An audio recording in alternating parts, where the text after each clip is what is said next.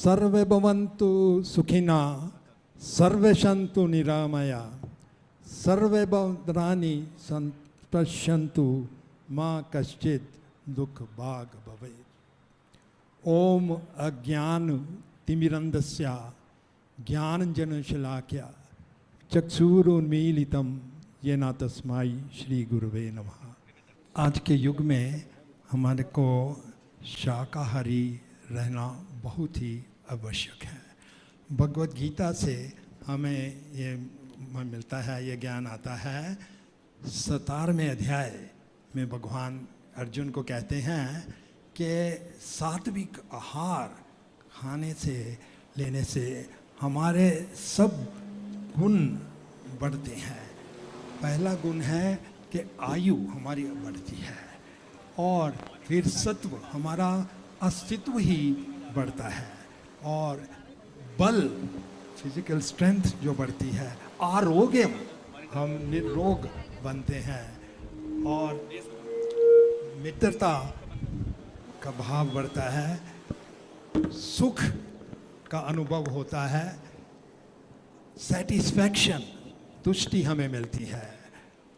ऐसे आहार रसायन होते हैं और हमारे को बुद्धि स्मृति दिलाते हैं, जिससे हमको मुक्ति मिल सके, जिससे हम भगवान का नाम ले सकते, भगवान की भक्ति कर सकें। मांसाहारी शाक जो है वो मानवता के लिए नहीं है। कोई भी सभ्य समाज हो, पहले वो मांसाहारी का नाकार करे। ये शब्द मांस, दो शब्दों का जोड़न है, माम शाह। माम जो पशु को मारा जाता है उसके कान में कहा जाना चाहिए कि माम, इस जन्म में तू मेरे जान ले रहा है, मुझके खा रहा है, साह, अगले जन्म में मैं आपको खाऊंगा। ये प्रकृति का नियम है, माम साह, ऐसी तरह से ये शब्द निकला है। और कोई भी सभ्य समाज को मांस का बहिष्कार करना चाहिए। एक बहुत बड़े फिलोसोफर जॉर्ज बर्नार्ड शॉ का कहना है कि जो मांसाहारी आहार लेते हैं उनके शरीर तो मृत पशुओं के संस्थान हैं, मृत पशुओं के संस्थान हैं जो भी मांसाहारी लेते हैं।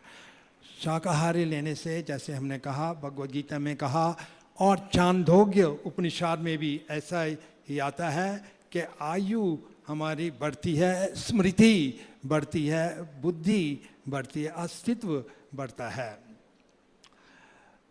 मेरे प्रिय देवियों और सज्जनों, भारत की संस्कृति में ये मांसाहार था ही नहीं। खासकर स्लॉटर हाउसेस, जो कसाई घर है, किसी ने सुना ही नहीं था। 200-300 वर्ष पुराने भी। ये ब्रिटिश काल में रॉबर्ट क्लाइव जो थे, उन्होंने देखा कि इंडिया में तो, भारत में तो गौएं की संख्या उस समय मनुष्य की संख्या से भी ज़्यादा थी। इसीलिए सोने की चिड़िया थी, धन गाय से मिलता था। रॉबर्ट क्लाइव ने संजैश निकाली ब्रिटिशों के लिए कि जब तक ये गायों की संख्या इतनी बढ़ती रहेगी, उनका, ब्रिटिश लोगों का यहाँ में कुछ प्रभाव नहीं होगा। और वही रॉबर्ट क्लाइव थे जिन्होंने पहले कसाई घर भारत में खोले और बहुत ही कष्ट पशुओं को उससे पहुंचा। एक प्रसंग अकबर और बीरबल के संबंधित है। अकबर ने एक बार बीरबल को पूछा कि बीरबल बताओ कि दूध सबसे बढ़िया कौन सा, सबसे बढ़िया दूध कौन सा? तो बीरबल ने उत्तर दिया, बादशाह हजूर, सबसे बड़ा दूध भैंस का है। तो अकबर चौंक गया, तू मजाक तो नहीं कर रहा? मैंने तो तुझे कभी भी भैंस का दूध पीते नहीं देखा। फिर से पूछ रहा हूँ, सच सच बताओ, मजाक नहीं करना। और बीरबल ने फिर से कहा, हजूर मैं फिर से कहता हूँ, सबसे बढ़िया दूध भैंस का होता है। जब भी बार बार पूछने पर वही उत्तर मिला तो अकबर को बहुत क्रोध आ गया। मैं दंड दूंगा, बीरबल सच बताओ सबसे बढ़िया दूध कौन सा है? बीरबल ने फिर कहा, आखिरी बार मैं कहता हूं कि सबसे बढ़िया दूध भैंस का होता है। जो गाय का दूध है वो दूध की कैटेगरी में नहीं आता, वो तो अमृत होता है।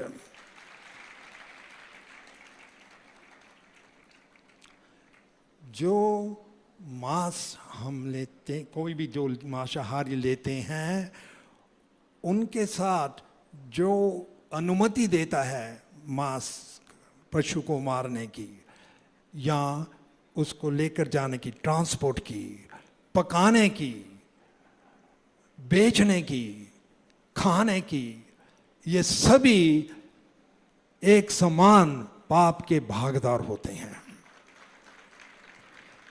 कई लोग कई बार सोचते हैं कि हम तो मांस नहीं खाते, लेकिन अनुमति दी या बेचा, किसी तरह से भी कष्ट दिया पशुओं को, हम उतने ही भागीदार रहते हैं। कुछ ही दिनों से प्रचलन है, तिरुपति के जो लड्डू, ये हम कभी कल्पना नहीं कर सकते थे कि कितना घोर अपराध हो रहा है। वही प्रसाद या निवेदन के रूप में भगवान को लड्डू जो अर्पित किए जाते हैं, ये बहुत घोर अपराध है, बहुत बड़ा पाप है।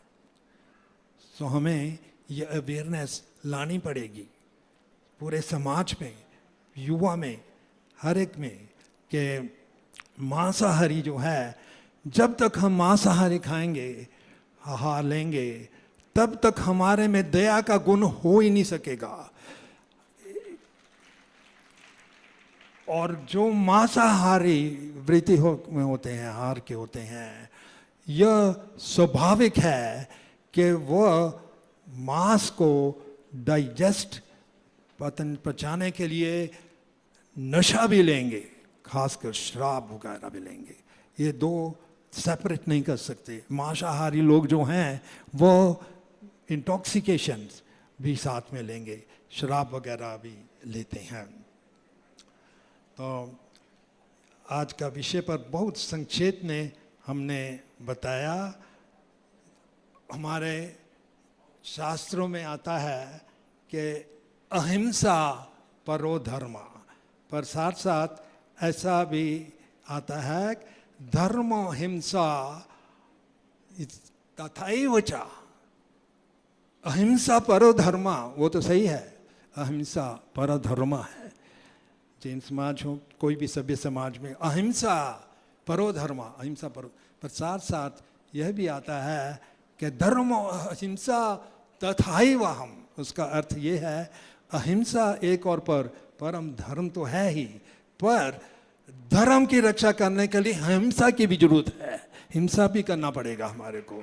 हम कब तक बैठे हुए देखते रहेंगे कि हिंसा हो रहा है हमारे ही समाज में?